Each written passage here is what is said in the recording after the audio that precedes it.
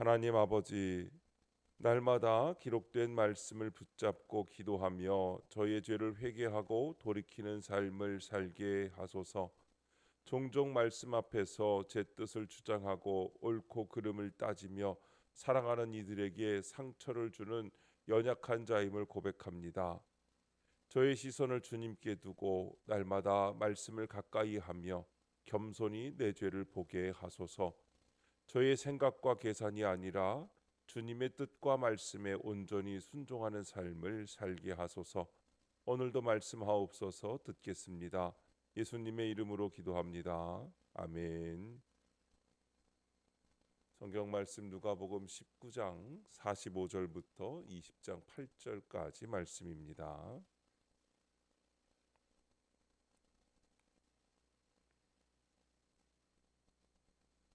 우리 하나님의 말씀을 다 함께 한 목소리로 읽겠습니다. 성전에 들어가사 장사하는 자들을 내쫓으시며 그들에게 이르시되 기록된 바 내 집은 기도하는 집이 되리라 하였거늘 너희는 강도의 소굴을 만들었도다 하시니라. 예수께서 날마다 성전에서 가르치시니 대제사장들과 서기관들과 백성의 지도자들이 그를 죽이려고 꾀하되 백성이 다 그에게 귀를 기울여 들으므로 어찌할 방도를 찾지 못하였더라. 하루는 예수께서 성전에서 백성을 가르치시며 복음을 전하실새 대제사장들과 서기관들이 장로들과 함께 가까이 와서 말하여 이르되 당신이 무슨 권위로 이런 일을 하는지 이 권위를 준 이가 누구인지 우리에게 말하라. 대답하여 이르시되 나도 한 말을 너희에게 물으리니 내게 말하라. 요한의 세례가 하늘로부터냐 사람으로부터냐? 그들이 서로 의논하여 이르되 만일 하늘로부터라 하면 어찌하여 그를 믿지 아니하였느냐 할 것이요 만일 사람으로부터라 하면 백성이 요한을 선지자로 인정하니 그들이 다 우리를 돌로 칠 것이라 하고 대답하되 어디로부터인지 알지 못하노라 하니 예수께서 이르시되 나도 무슨 권위로 이런 일을 하는지 너희에게 이르지 아니하리라 하시니라. 아멘. 예수님의 권위라는 제목으로 말씀의 은혜를 함께 나누겠습니다. 본문 요약입니다. 예수님은 성전에 들어가서 장사하는 자들을 내쫓으시고 날마다 그곳에서 가르치십니다. 하루는 유대 종교 지도자들이 예수께 무슨 권위로 이런 일을 하는지 묻습니다. 예수님은 요한의 세례가 어디로부터인지 알지 못한다고 하는 그들에게 무슨 권위로 이런 일을 하는지 대답하지 않으십니다. 첫 번째, 성전에 들어가신 예수님 19장 45절부터 48절까지 말씀입니다. 성전에 들어가신 예수님은 장사하는 자들을 내쫓으십니다. 말씀대로 기도하는 집이 되어야 할 성전이 강도의 소굴로 변했기 때문입니다. 세상을 살아가는 우리도 날마다 말씀을 묵상하지 않고는 가정과 일터를 강도의 소굴로 만들 수밖에 없습니다. 따라서 우리는 날마다 기록된 말씀을 붙잡고 기도하며 내 안에 있는 죄악을 내쫓는 적용을 해야 합니다. 그럴 때 우리 가정과 일터에서 말씀대로 응하는 축복과 영적 회복을 누리는 인생을 살 수 있게 됩니다. 적용 질문입니다. 가정과 일터에서 기록된 말씀을 붙잡고 쫓아내야 하는 나의 죄악은 무엇입니까? 당시 종교 지도자들은 로마 황제의 얼굴이 새겨진 화폐를 성전에 내는 것을 우상 숭배라고 여기며 내지 못하게 했습니다. 그들은 이를 빌미 삼아 로마 화폐를 성전 화폐로 바꿔주며 부당한 이득을 취했습니다. 또한 가난한 사람들이 제물로 바치는 비둘기도 원래 시세보다 10배 정도를 더 받으며 폭리를 취했습니다. 강도는 은행에서 돈을 강탈한 후 그들의 소굴로 도망가 안도의 숨을 쉽니다.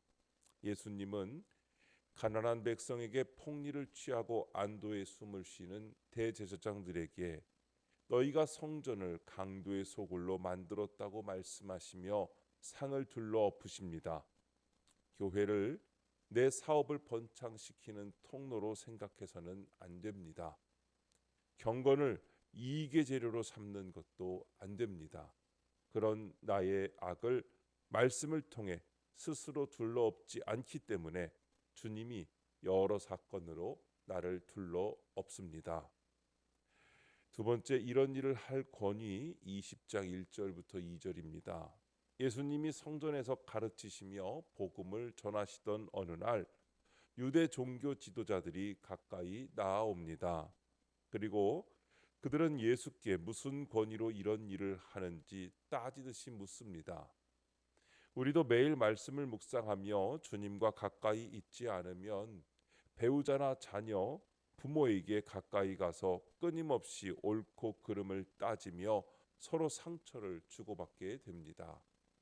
평소에 주께 가까이 나아가 매일 말씀을 묵상하며 내 죄를 보는 것이 복음을 전하며 사람을 살리는 영적 권위가 됩니다. 적용 질문입니다.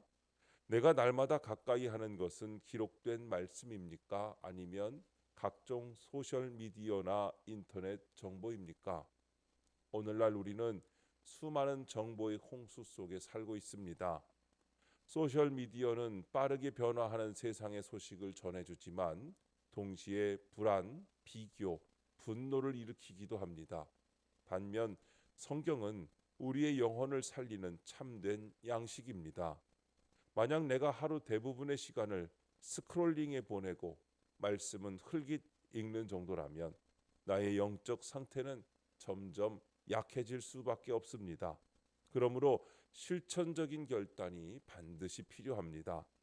아침 첫 순간을 주님께 드리는 적용을 하시기 바랍니다. 눈을 뜨자마자 핸드폰 대신 성경을 펴고 하루를 주님의 인도하심에 맡기는 습관을 만들어야 합니다. 또한 디지털 단식의 시간을 가지는 적용도 하시기 바랍니다. 특정 시간, 예를 들어서 아침, 저녁 30분에는 소셜 미디어 대신 말씀을 묵상하며 하나님과의 교제를 우선시하는 것입니다. 말씀으로 관계를 치유하는 적용을 하시기 바랍니다.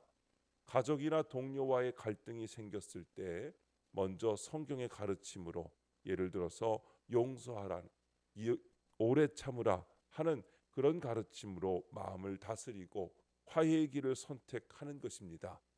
이렇게 말씀을 가까이 할 때 흔들리지 않는 믿음과 다른 사람을 감동시키는 영적 영향력을 갖게 되는 것입니다. 세 번째, 대답하지 않으시는 예수님 20장 3절부터 8절입니다. 유대 종교 지도자들의 질문에 예수님은 요한의 세례가 어디서 왔는지 물으십니다. 그러자 그들은 어떻게 대답해도 자신들이 불리할 것이라 판단하여 알지 못한다고 합니다. 자기가 받을 손해만 생각하는 그들에게 들을 귀가 없다는 것을 아시는 주님 또한 대답하지 않으십니다.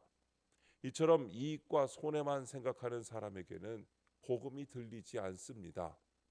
낮고 또 낮아져서 내가 받을 손해조차 생각할 수 없는 겸손한 환경이 말씀이 들리는 최고의 환경입니다. 적용 질문입니다. 아직도 내가 복음 앞에서 이익과 손해를 따지고 있는 것은 무엇입니까?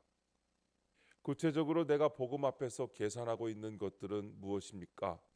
편안함에 대한 집착이 있을 것입니다. 주님의 길은 종종 불편하고 고통스럽습니다. 용서해야 할 때, 양보해야 할 때, 내 뜻이 아닌 주님의 뜻을 따라야 할 때 나는 마음속으로 이것이 정말 필요한 일인가 라고 묻기도 합니다. 또한 세상의 인정에 대한 욕심이 있습니다. 주님을 따른다고 해서 주변 사람들에게 이상하게 보이지는 않을까? 이렇게 살면 사회에서 뒤처지지 않을까 하는 걱정들이 복음의 소리를 묵살합니다. 그리고 손해보는 것에 대한 두려움이 있을 것입니다. 주님을 위한 희생이 분명히 눈앞에 손해로 다가올 때 우리는 주저하게 됩니다. 복음의 진리는 계산하는 자에게는 숨겨져 있고 겸손히 자기를 부인하는 자에게만 열려집니다. 오늘도 우리는 이 싸움 가운데 있습니다. 주님의 은혜로 이 작은 계산기들을 하나씩 내려놓을 수 있기를 소망합니다. 계산이 복음을 가리는 장애물이 되지 않도록 오직 주님만 바라보는 삶을 살아가야 하겠습니다. 오늘도 말씀으로 우리 자신을 돌아보며 하나님의 말씀에 순종함으로 우리의 삶을 바꾸고 또한 주님을 바라보며 주님의 뒤를 따라가는 주님의 거룩한 제자들이 되시기를 주님의 이름으로 축원합니다. 기도하겠습니다. 하나님 아버지, 기록된 말씀이 아니라 내 생각으로 가정과 일터를 강도의 소굴로 만드는 저를 불쌍히 여겨 주옵소서. 가족과 이웃에게 옳고 그름을 따지며 상처 주지 않게 하옵소서.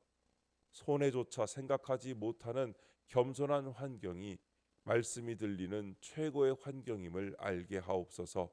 주님, 이 시간 주님께 기도드리는 성도의 기도 가운데 함께하여 주시옵시고 주님의 세미한 음성을 들려주시며 그 선하신 손길로 붙들어 주옵소서. 우리 주 예수님의 이름으로 기도드립니다. 아멘.